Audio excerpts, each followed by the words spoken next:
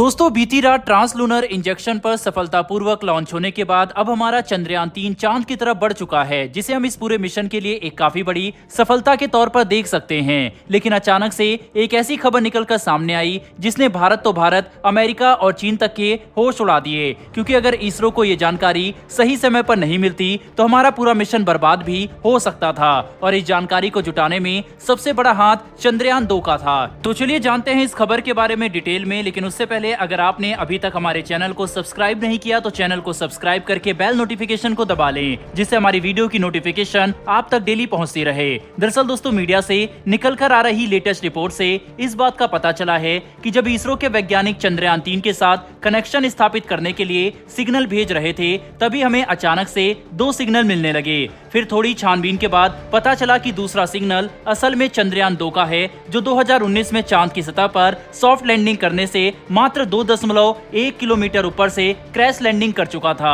लेकिन हैरानी की बात तो यह है कि आज चंद्रयान-2 का 95% हिस्सा आज भी बिल्कुल सही तरह से काम कर रहा है, जो काफी हैरानी की बात है। जिससे खुश होकर जब भारत ने चंद्रयान-2 के साथ अपने कनेक्शन को और भी ज्यादा मजबूत किया और इसके द्वारा भेजी गई इमेज को एनालाइज किया, तब हमें काफी होश उड़ाने वाली जानकारी पता चली। दरअसल अब इस बात का खुलासा हो चुका है कि जहां पर चंद्रयान-3 को सॉफ्ट लैंडिंग करनी थी, बिल्कुल उसी जगह पर कुछ ऐसे अजीब से ऑब्जेक्ट पाए गए जिनका संबंध एलियन से भी हो सकता है। उससे भी ज्यादा हैरानी की बात तो यह है कि इस लोकेशन पर काफी अजीब स्ट्रक्चर देखने को मिले, जो क्या है इसे हम अभी तक नहीं समझ सके। अब ये बात तो साफ है कि जैसे ही चंद्रयान-2 की तरफ से ये इमेज भारत को मिले, चारों तरफ नई गतिविधि शुरू हो गई। क्योंकि चंद्रयान-3 को लेकर भारत कोई भी चांस नहीं लेना चाहता। इसी वजह से हमने खतरे को समझते हुए एक बड़ा फैसला किया और ये बात निर्धारित की कि अब चंद्रयान-3 अपने पूर्व नियोजित लोकेशन से 100 किलोमीटर दूर लैंडिंग करेगा, जहां पर इस तरह की कोई भी अजीब स्ट्रक्चर मौजूद नहीं है और वहां लैंडिंग करना भी पहले के मुकाबले ज्यादा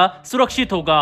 दोस्तों भारत चंद्रयान-3 को लेकर अब और भी ज्यादा सक्रिय हो चुका है, क्योंकि चंद्रयान-2 के तरफ से मिलने वाले ये सिग्नल और इमेज भारत को काफी मदद कर रहे हैं। ऐसे में हमारे लिए काफी जरूरी है कि हम इस पूरी जानकारी को ध्यान में रखते हुए कोई कदम आगे बढ़ाए, क्योंकि 5 अगस्त को भारत का चंद्रयान चांद के ऑर्बिट में दाखिल होगा। जिस वक्त इसे 40,000 किलोमीटर प्रति घंटे की रफ्तार से भी ज्यादा पर होते हुए 180 डिग्री का टर्न लेना पड़ेगा, ताकि ये चंद्रमा के ऑर्बिट को पकड़कर गुरुत्वाकर्षण बल के साथ अपना संतुलन बना सके। यही वजह है कि 5 अगस्त की तारीख भारत के इस मिशन के लिए काफी ज्यादा जरूरी होने वाली है। बता दें कि चंद्रयान-2 चंद्रयान-3 मिशन के लिए अब तक का सबसे बड़ा एडवांटेज बनकर सामने आ चुका है, क्योंकि ये इतने समय में ही हमें चंद्रयान-3 में आने वाली मुसीबतें और सही रास्ते के बारे में जानकारी दे रहा है। इतना ही नहीं बल्कि चंद्रयान-2 के ऑर्बिटर ने चांद के 10,000 से भी ज्यादा चक्कर लगाकर इसके सटीक नक्शे और इमेज भारत को दिए, जिसके बारे में हम लगातार आपको बता भी रहे हैं, जिसके इस्तेमाल से हम चंद्रयान-3 की लैंडिंग लोकेशन को डिसाइड कर पा रहे हैं। साथ ही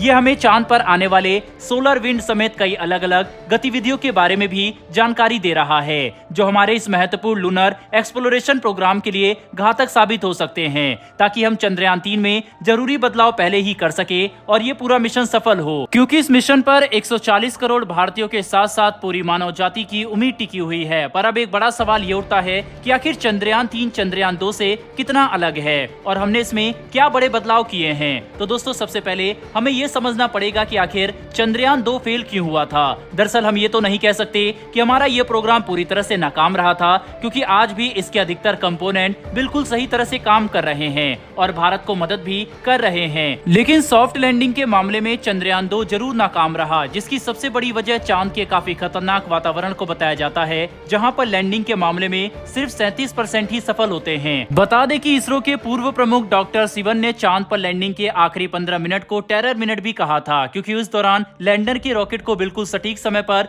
शुरू होकर अपनी रफ्तार कम करनी पड़ती है, वह भी चांद के एक ऐसे वातावरण में जहां पर ग्रेविटी पृथ्वी के मुकाबले काफी कम है और धूल बहुत ही ज्यादा।